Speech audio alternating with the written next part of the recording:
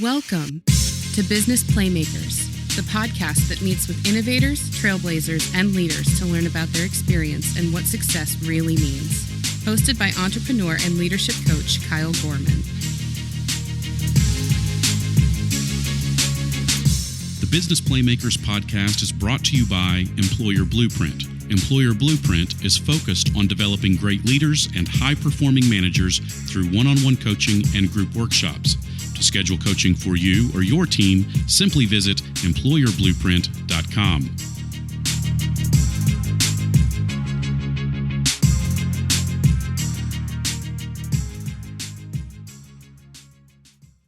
On today's show, we've got Robert. Robert has had a great career and has just kind of a really unique industry that he's in now and business that he's a part of. So, Robert, I'm going to turn it over to you and let you just kind of share your story and share your journey and let people know where you are now. Of course. Thanks so much, Kyle. So I actually started in a place most people heard about. It's on the edges of Transylvania. I was born in a very small town. I was a farm boy at the beginning, playing around with the cows, feeding chicken, working the land, etc. So all of that good stuff, as you can imagine. And from there, I started going slightly into tech. So we got our first computer when I was, I think, 10 or something like that. Yeah. So just to give you an idea of my beginnings, when we bought the computer, our family had to decide between buying a car or buying a computer because we couldn't afford both, you know. So that's where I started, but it was very good. I learned the value of money, learned the value of hard work, which paid off very good dividends in the past years and hopefully like in the future as well. Yeah. So with regards to that, when I was younger, I was dyslexic. Mm-hmm. And I could never really read. Just very, very slowly. I needed to focus so much on every word to figure out what I need to say. So nothing with regards to poems or things like that really worked for me. Yeah. And so I revolved more around exact sciences, math, physics, chemistry, anything to do with that. Mm-hmm. So when I was 14, I left my parents' house and I moved to another city. And then I had to start working to pay bills and other expenses that I had. Yeah. And one of the things I started doing was tech. So I started building websites and I started building apps. And I built apps in like the oldest languages. Like I was building apps in like Visual Fox Pro and everything like you would learn in high school. So it was good. I liked it. Then I was going to computer science Olympiads and all of that good stuff. So I really enjoyed that.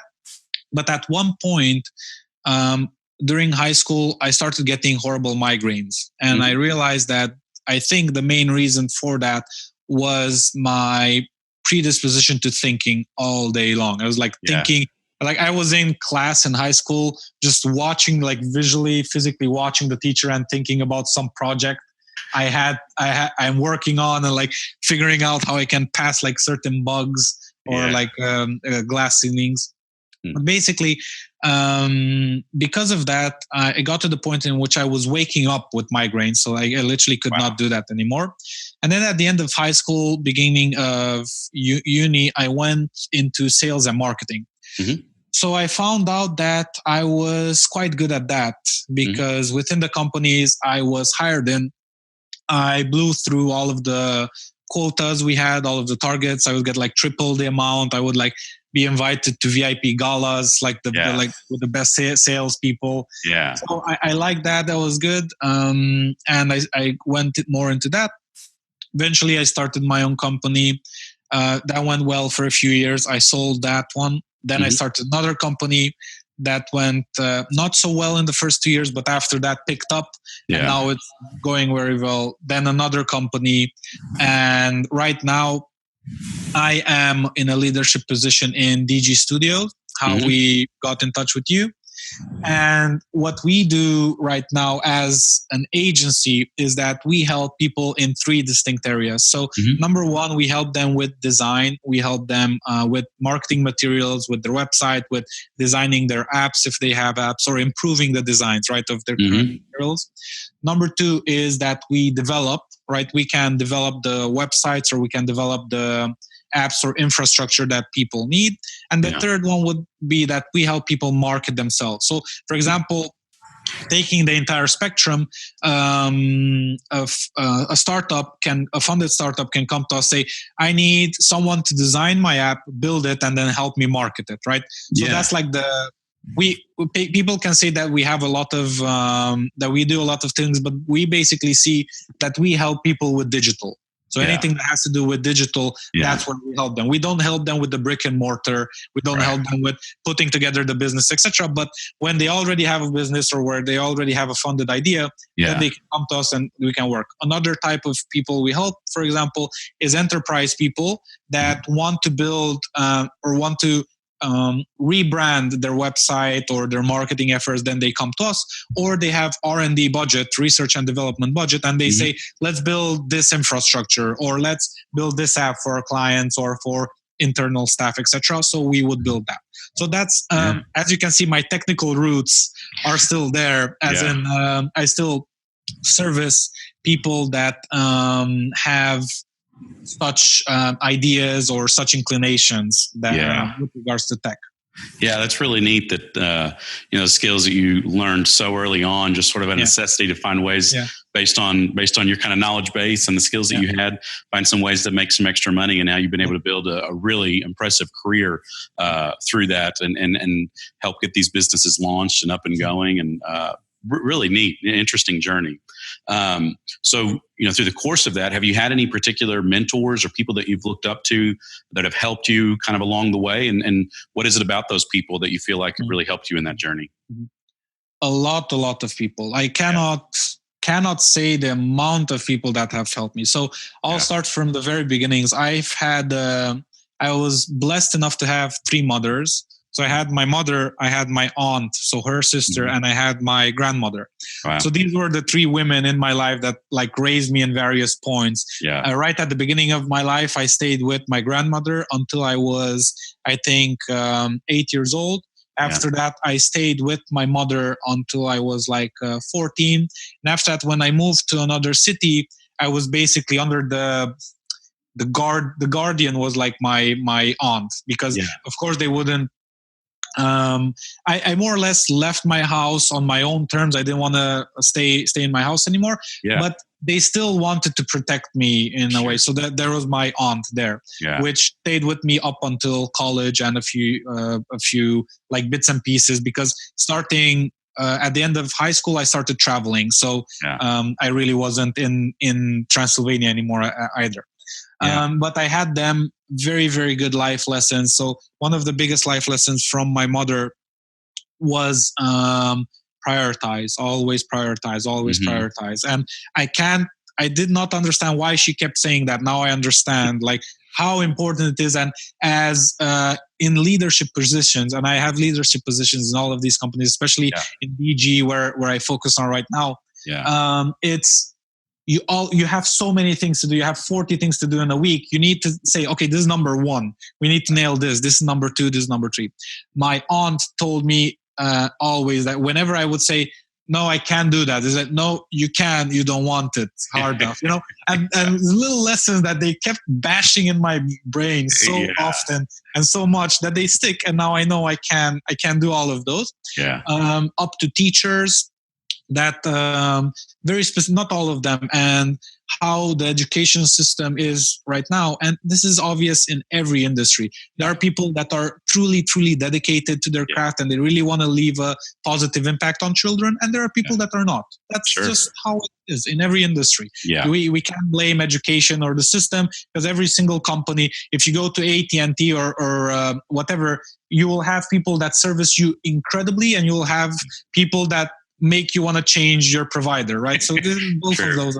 That's right. So And it also depends on their days, good days, bad days, their cat died, whatever happened, right? That's right. It just happens, right? Yeah. So had some very, very good professors that have helped me, like physics teachers that I literally cannot be grateful enough for them for helping me and for showing me how passionate they are about their topic, and then made me want to learn more, and things like that. And then, of course, I had friends, family, so all of these together, business acquaintances, and then last but definitely not least, books, courses, seminars. So Dale Carnegie, I read a lot about. Napoleon Hill, people that Zig Ziglar, he's not with us anymore, but for example, or Jim Rohn passed away, I think 2 years ago. But others that are still with us are Brian Tracy, Tony Robbins, Robin Sharma, etc. So many people, I cannot state. So many people have helped me, right? Or the E-Myth Revised. Michael E. Gerber, he's still alive, and the E-Myth is still alive, and or Vern Harnish with the Rockefeller Habits. So, and I'm in direct contact with these people via email, and I've met some of them personally, and it's just so beautiful, and you can just talk back and forth. I can leave a contribution to them as they left on me, and just a lot of things. I highly suggest people, just if you want to learn something, someone has already done that. Maybe not the specifics, but like the all of the systems are there. You just find it. And you can so true. Yeah. Well, and what I love about that is that you're able to take all these people that you've met, that you've been around, and find ways to gain something from them, and kind of cognitively figure out, how do I gain something from this interaction, from this relationship, from these professors, from these people in my life. And such a great blessing to have those people. But oftentimes those people come and go, and we don't really reflect on, what can I gain from these people? What is it about this person that I respect to a point that I can really get something? So that's a great quality in you as well, that you're able to figure out how you can harvest that information and use it for your benefit moving forward. And you talked about, as you discussed your career journey. I mean, you've had the opportunity to start and several businesses, sell those businesses, and then of course, and even to the point of whenever you're younger and doing these things that most people, in high school are certainly not doing. But so as you look back where you are right now, as you look back, do you have anything that really stands out that you would say is your biggest professional win? That one thing you say, like, this is where you felt like I've made it. I'm starting to kind of really make it somewhere in life. Do you have a moment like that? Individual, let me think. I do not have a single individual moment, I think, because I think there are two things here. Now, number one, I have very, very high expectations of myself and like what I want to achieve in life, and things that are highly abstract nowadays. For example, global peace, or the elimination of poverty and things like that. So there are very specific world needs or requirements that we focus on, and many foundations, many businesses focus on helping those. So I want to be part of that movement, and I want to be help in various different ways. So just to give you like a glimpse there, I want to be part of 11 industries during the course of my life, and add tremendous value in 11 industries, which is a lot, but I still feel I can do it, especially considering how much I've done so far. And that's just like the first decade of my career. So I can definitely do much more. But also because every time I hit something, I'm incredibly grateful. And so it can be a small thing, like, for example, we helped a business double their business, right? Or we helped someone leave a better positive impact, like we're doing right now with the various projects in med tech, in fintech, in various other industries that we're doing. And it's so beautiful because we can literally help these people grow and help these businesses grow. And every time I'm so grateful for that, right? So, or another achievement I can maybe think about is when I wrote my first book on health. So that's something I did like a few years ago. Yeah. Or various other points, or talking to tens of thousands, or maybe not tens of thousands, but thousands of people in seminars or trainings, or helping. I think we brought our clients over $20 or $30 million last year, and things like that, and through our individual initiatives. Because, for example, people can say a website won't help me. It won't if it's built poorly. Yes, it won't. Of course it won't. Or I don't see how an app can help me. That's because you never talked to us. Let's talk, and maybe we'll reach the common conclusion that no, an app can't help you. But for example, even if you are in a business that you say an app doesn't help, that's because no one innovated within that business. No one invested into it. There is no industry that you can't innovate in. And if you want to become a leader, or if you want to distinguish yourself, you will have to do those things, right? And that's why we work. For example, right now we're flying to New York. Our main office is in LA. We're flying to New York to work with doctors and surgical doctors, and we will help them innovate within their industry, right?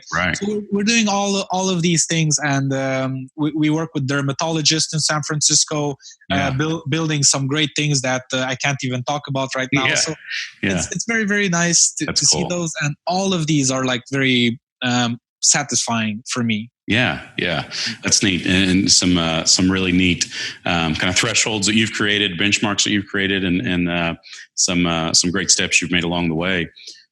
Through the course of that, as you sit in your career right now, which I'm sure has changed over time, but as you sit in your career right now, how do you define success? How would you define what success looks like for you? Yeah. So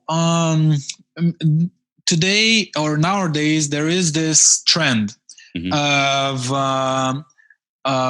material possessions don't equal success, or money won't make you happy, and all of that. And I highly, highly believe that's true. Yeah. At the same time, I also feel it has something to do with helping people feel good about themselves, and a negative side effect of that is being complacent.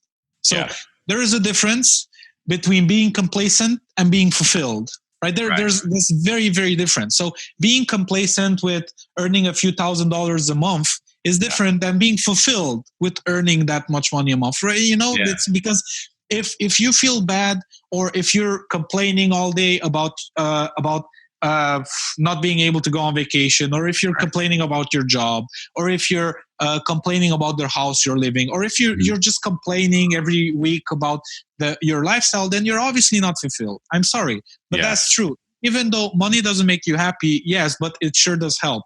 It sure does help when your toilet breaks down and you can afford someone to come fix it that exact day, right? And you don't need to worry about not having the toilet that day or any other day, right? Yeah. Or if your car breaks down, knowing that you have insurance, or knowing that you have heating, or knowing that you have money if you don't work, for example, right, for a year, you can just not do that. You have enough savings to not work for an entire year or 2 years, or whatever your savings account looks like, right? Yeah. So success, and I want to be very clear on that. Success for me doesn't equal being a billionaire or whatever, but success in my personal view is constant growth towards my goals, right? So for example, every single year, I make a list of all of the things I've achieved that year. And of course, I have goals for the year, personal, professional, etc. I have I'm very fanatical about this. I have like all of my life categories and professional categories. So I have team management in DG Studio. I have marketing, right? I have making sure we deliver for our clients. I have client expectation management. All of these things, like the different categories in which I should check every week. And on the personal level, health, relationships, I'm going to have children, but right now I'm taking care of other people's children. Why? I intentionally want to do that to become a better father when the time comes. So all of these things that I just care about. But basically, how much did I make last year? I made this much. Okay, this year I want to make that much more. And it's not about greediness. It's about having a way to measure success, because a way to measure my health is how much energy do I have, or a way to measure my relationships if I break down with my car in the middle of nowhere, in the middle of the night, how many people can I call that will show up and actually take me home, right? Yeah. So, and there are specific ways you can measure those things. And one of the ways you can measure your finances is money in your bank and how much you make every month, etc. Right? So I just wanted to make that point clear because I want to have, for example, this year, next year, I want to buy a Tesla car. Two main reasons there. Number one, I don't have one right now, so I don't own a car because I believe in public transport and I believe in investing in public transport and in bicycles and in walking and in all of those things. So I live by example, and I can't afford a car. Actually, last year I bought a car for my mom. I didn't need one myself, but I bought one for her because hers was old. So I did that. But this year, next year, I want to buy a Tesla car. Why? I want to invest in Tesla. Yeah. And I don't have a car, so it makes sense. And I want to invest in the technology, and I want to see more people going to hybrid or fully renewable energies, right? Yeah. That's and a car would just help me go across the UK. Right now, I relocated to the UK. And would help me see, for example, if I want to go to whatever, like a landmark or another city, I can just go there, and I don't need to be dependent on trains or whatever. Yeah. That's neat. That's good. And, and you talked about kind of that goal setting, which are some great keys to kind of help understand that journey of success. So as we look forward a little bit over the next few years, have you thought about what the next, like, let's say 10 years look like for you professionally? You're still young and you've done some pretty, some really amazing things over the last few years. But as you look forward and as you start to set these goals, what do the next 10 years look like for you professionally? Professionally. So in 10 years, so it's slightly hard for me to tell you exactly what I will have at that point in time. But in 10 years, I see myself owning, or either fully or partially. I more gravitate, the more and more I experience career success, the more and more I gravitate towards partnerships and not full ownership. Yeah. Because it just, the dynamic of a company changes when you have several people that want the same thing and work towards. It has its downsides, like someone like taking advantage of their position and then not working and just taking 30% of profits, whatever might happen. But the idea is if you make your contracts and your partnerships correctly, then basically you can do everything that you need. But basically I see myself owning or managing or some way contributing to around 5 to 6 businesses in different industries. I see myself still in tech. I still see myself in digital. I still see myself in education. So these are the three areas I am in right now. Yeah. Because I also help coach other entrepreneurs to grow their businesses, to actually double, triple, quadruple their business in a year, which we've done in DG and everywhere else. Yeah. So those are the type of things. And then I also see myself in health, in healthcare, in med tech, and everything that has to do with health. I also see myself in, how should I explain this? In aerospace, in going beyond Earth, I don't want to go as far as, say, terraforming or things like that. So, colonization, but I do see myself investing in technology that gets us in space and make sure we are not dependent on Earth's resources. Because I feel that one of the main reasons we are literally killing the planet, and we're doing it sort of less and less, people have more and more of a sense of that, but depending on what country you're in. But why we're using all of the resources of the planet to extinction is because we don't have anything else. And we need to grow. So just like any other virus and any other plague, if you have 2 billion people at one point in history and then give it 200 years and you have 7 billion people, I mean, it's just natural that all of those people need to eat, all of those people need shelter, all of those people need wood and glass and plastic and cement and all of those things, right? Because you grow and you're building a civilization.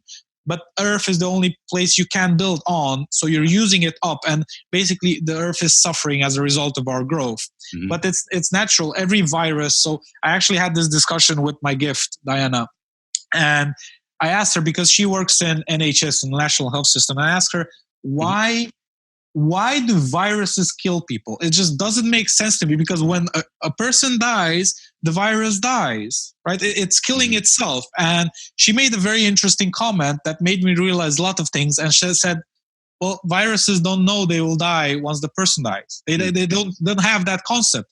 The only thing they know is to grow and survive. Yeah. And they're growing and surviving exactly how humanity is. They're growing and surviving, because at the end of the day, you can tell people, stop doing that, but I still need to get to work, right? And I still need to consume water, and I still need electricity, in quotation marks. I don't need them, but my lifestyle and my goals needs them, right? So it's just how it works.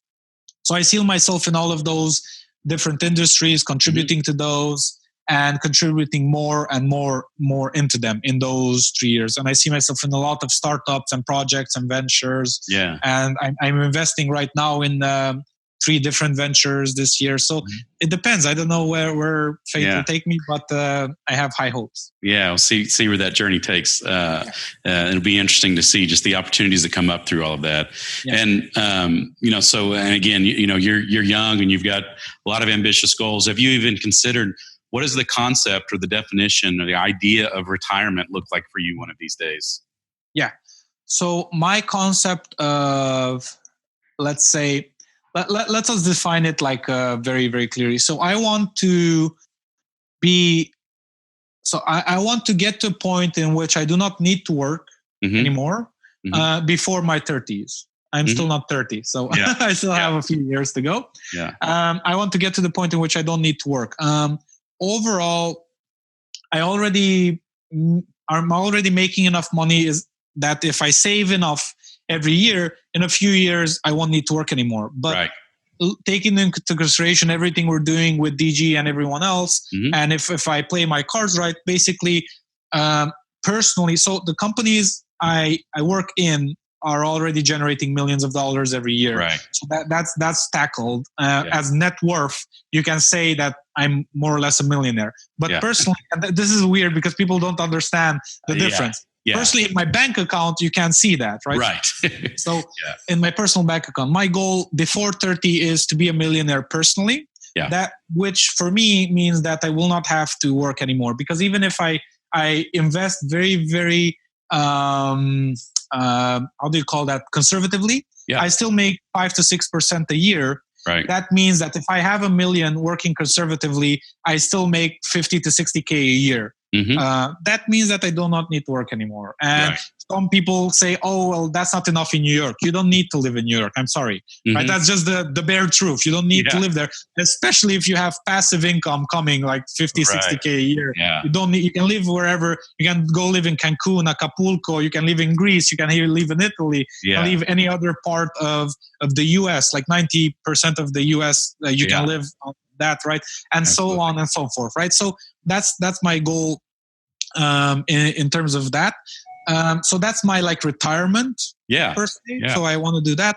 But in terms of working, I never see myself stopping to work. Right. So up until the day in which I'm not lucid, and I hope that is the exact day in which I die, which is like 100 years from now. That's right. But the idea would be that I don't want to stop working. What I do want to do is test the various types of things I can do, right? So for example, I want to become incredibly good at business administration, at systems, processes, people, writing, communication, all of these things I want to become a master at, and then use those skills to add tremendous value to the businesses I work with, right? So DG, for example, and so I don't know if you're familiar with Tony Robbins' work, but he suggests having categories and roles in your life. And one of my roles is, for example, the Midas touch.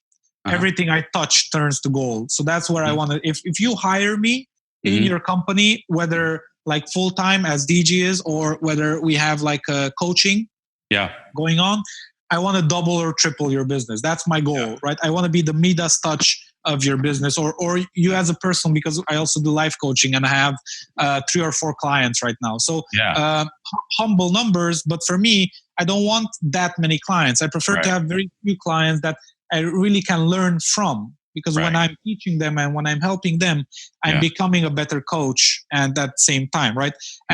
For example, people like Tony Robbins, they also have just 4 or 5 clients because they're busy all day with all of their other ventures. So I don't want 100 clients. I want a few clients that I can help become so successful that they'll have me as a coach for the rest of their life, right? Yeah. That's really, really neat. So, along those lines, if we get off this call today and you find out that you just won $1 million all of a sudden, what do you do with that? So let's define one. One as in unexpectedly from the lottery. Let's say that's the type of winning. Okay, because in terms of winning, I've already won that. So through everything I've done, and I honestly believe people should focus. If people would dedicate the same amount of time to working than to hoping and to blaming other things or whatever, then they would actually win $1 million. Every single person would win $1 million. They would dedicate time to their craft, to their business, to whatever it is, right? So that set aside. If I would win $1 million tomorrow, I would definitely put all of it aside into an investment fund, and then I would think of how to invest that. And why am I saying that? So let's say I would put half of it into the S&P, US S&P, or whatever I decide is a good investment in cash returns. And then I would put maybe a quarter of that into real estate, right? And then I would put but this depends on the opportunities in the moment I'm winning that, because maybe I can put $500,000 down and then buy an entire street where I know it's going to be very, very successful, right? So I might do that, or things like this. And then the other part, I would put at least 10% of that, and I would figure out how I can use that to contribute to something, to some form of whether it's how should I say, helping children. So one of the main forms of contribution I feel is in education. When I educate, when I help people educate themselves and live a better life and leave an impact by themselves, right? So, for example, one of the best quotes I know is that the best way to help poverty, right, or the best way to help the poor is to not become one of them, right? So take care of yourself so you have the financial resources to take care of someone else, right? So those are the type of things I would do if I would want $1 million.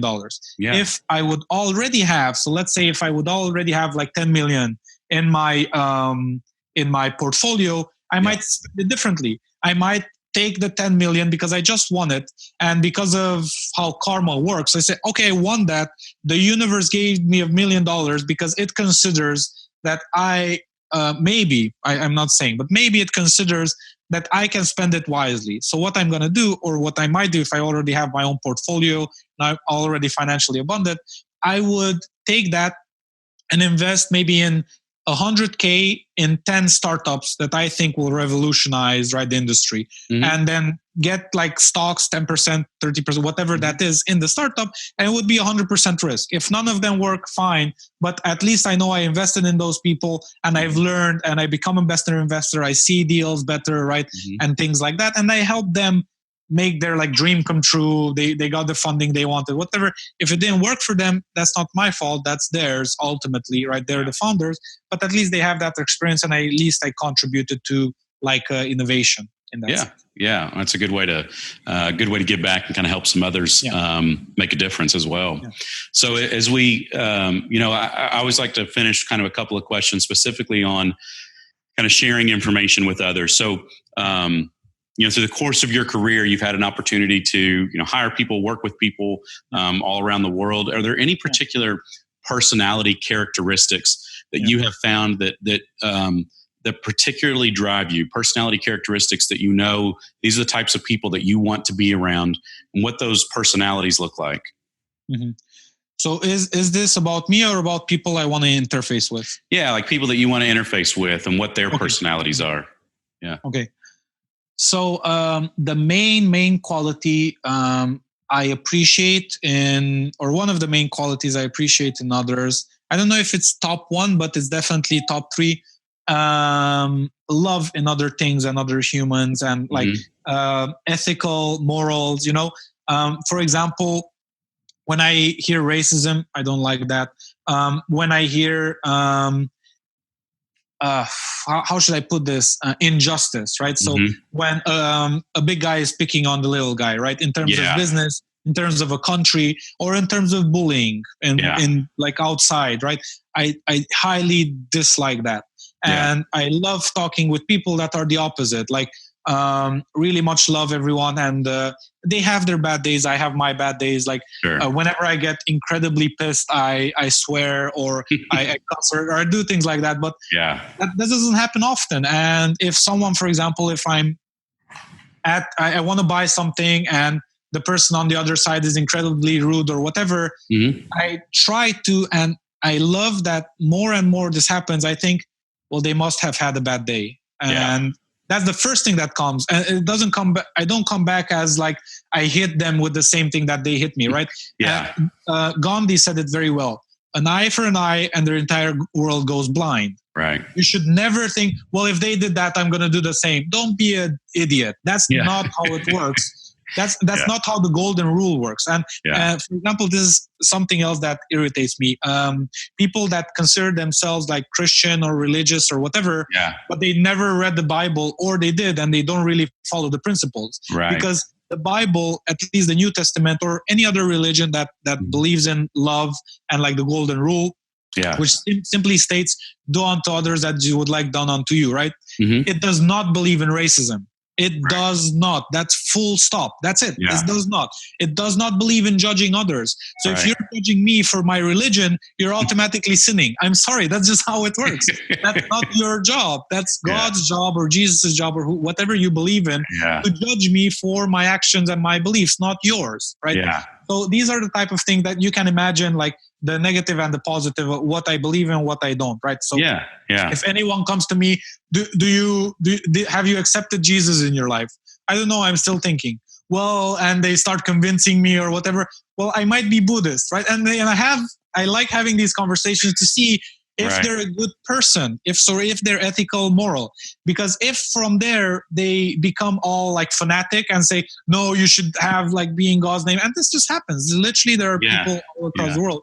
And when they do that, I'm like, you're not really following God's words. Right. And I can tell you, because I've read the Bible twice, and I really, really read it. I mean, like I looked over it, and I would ask my pastors, and that's really why I'm not religious right now. I'm spiritual, but not religious. That's also a trend that's going on. But basically, when I was younger, and I would go to like Christian camps, and what would happen is I would ask my pastors, like, what's going on with this, or the priests, because depending on the religion, they have different titles, etc.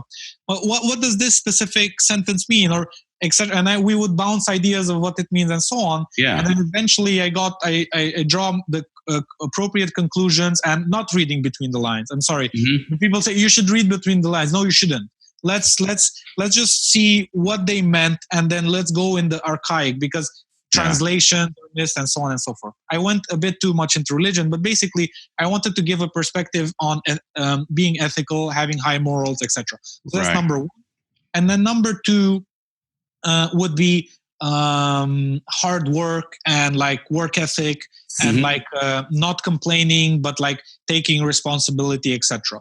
So those would be like the two things I gravitate towards. When I see those, I literally want to become friends with that guy or that girl, right? When I see those, I'm like, we should definitely connect and maintain connections, and see if we're never going to work together, fine, but let's at least bounce some ideas, or let's stay in touch. Whenever you need me, let me know, things like that. Yeah.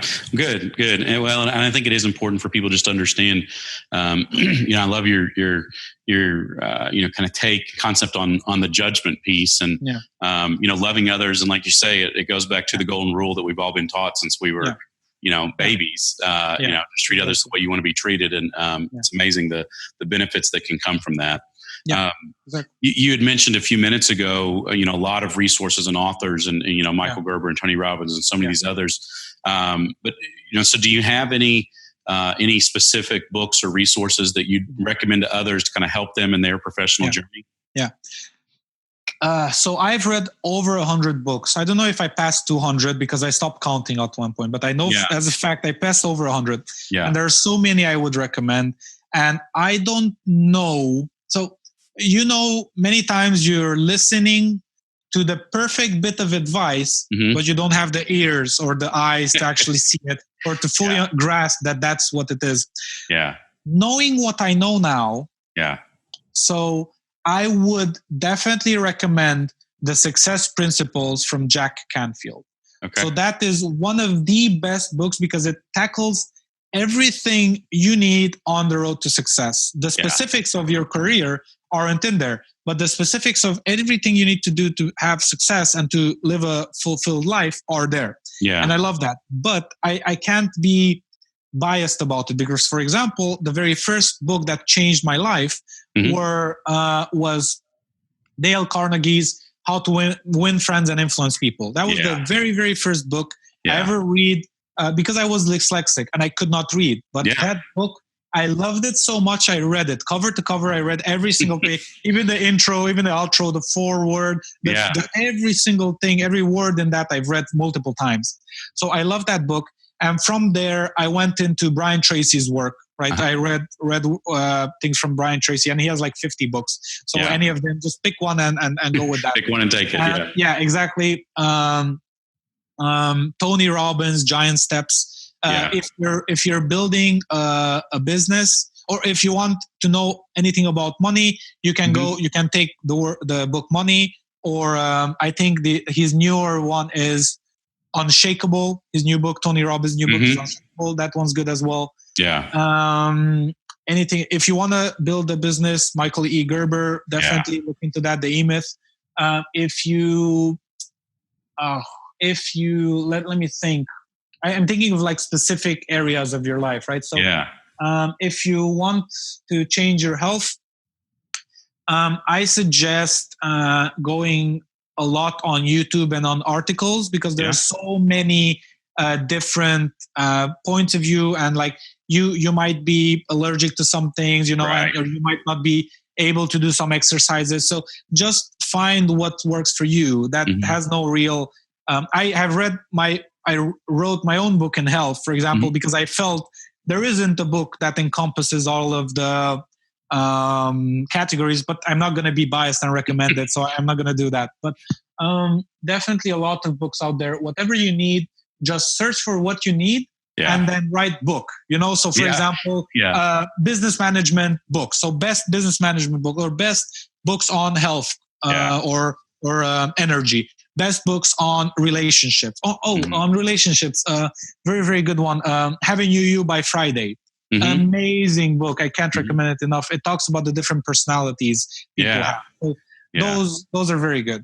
Very good resources. Yeah, that's great. And, we are fortunate because we live in an age where that information is so easily accessible. And like you say, if you want to read something, or if you want to know, you can almost just go to the internet and search these things, and other people have already done the research to tell you, like, this is our top 10 list. This is what to look at. So it's a great time to be able to enjoy that. Robert, before we finish up, do you have any last pieces of advice for professionals out there that are striving for success, and maybe advice that you could give them based on your journey that you'd want to leave people with? So many things. The main thing I feel that people should do is take 100% responsibility for the outcomes and for their life and everything in their life.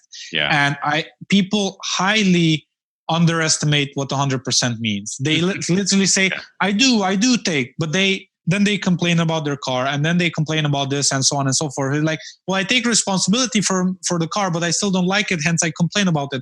That's not how it works. I'm sorry. That's literally not how it works. If you're taking 100% responsibility then that means you have the car you want to have, and you get, well, I can't afford it. Well, that means you don't have the money you have, etc., etc., etc. Right? And you can go as much as you want. So some people say that my marriage isn't working, but I'm taking 100% responsibility for my side, right?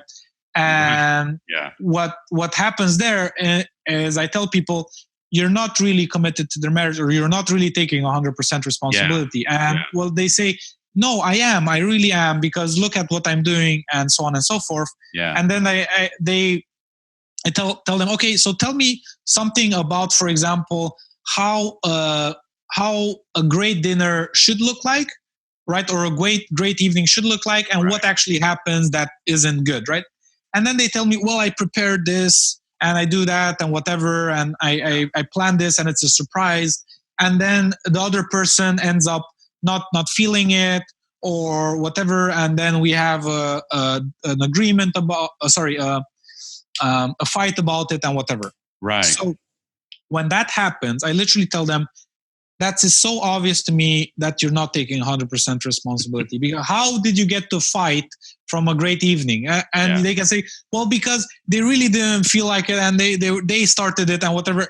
Don't be a child. We're not in kindergarten. What do you mean they started it? You cannot start. You need to start a discussion like that, right? Yeah. You can't do it alone.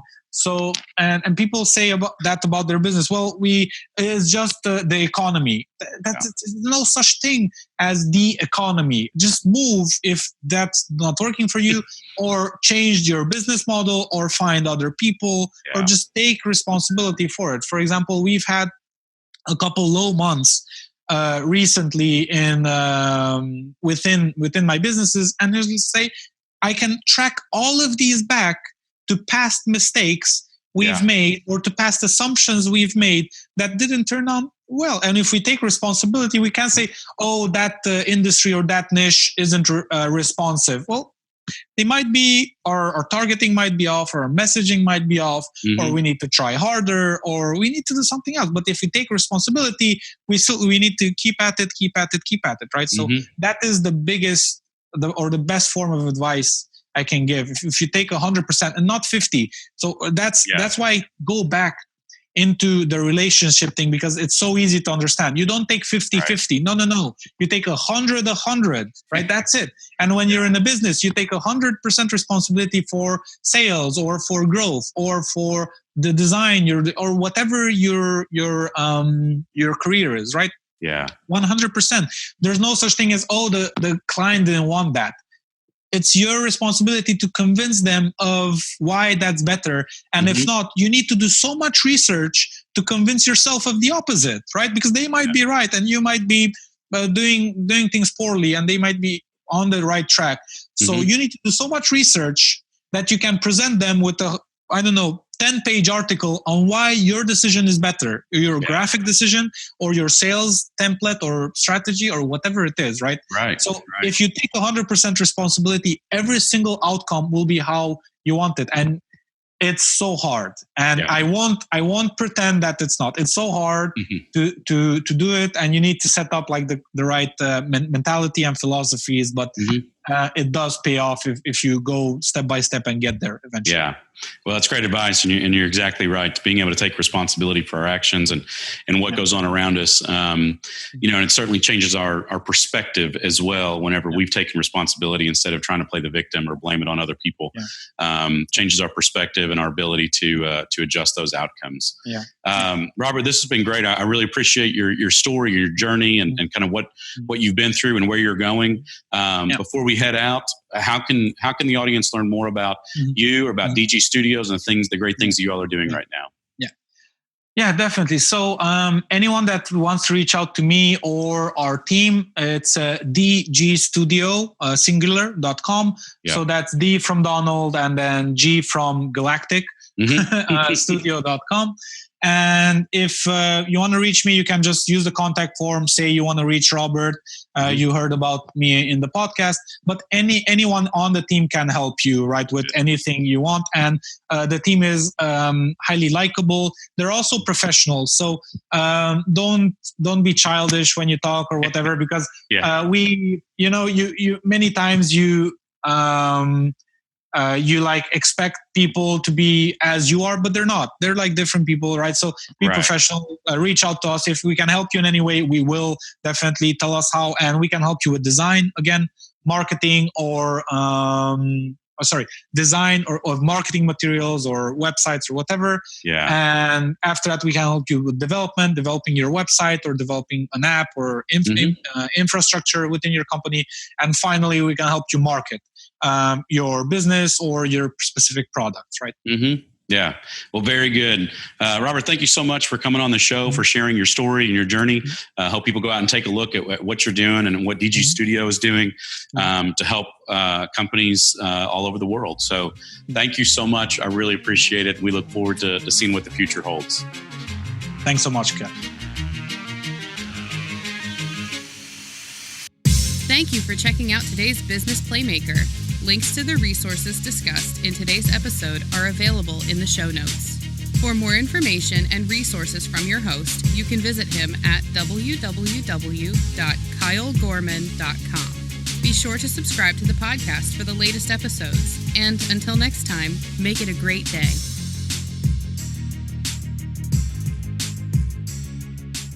Hey, we want to thank today's sponsor, Simply Hire. Imagine Simple E-Hire.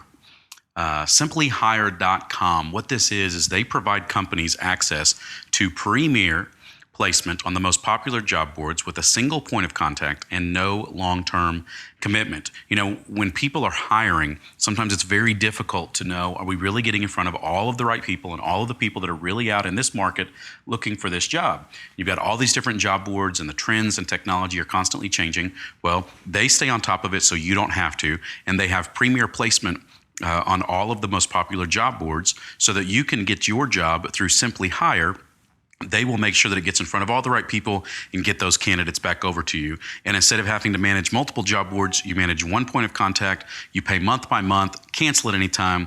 It could not be easier. That's why it's called Simply Hire.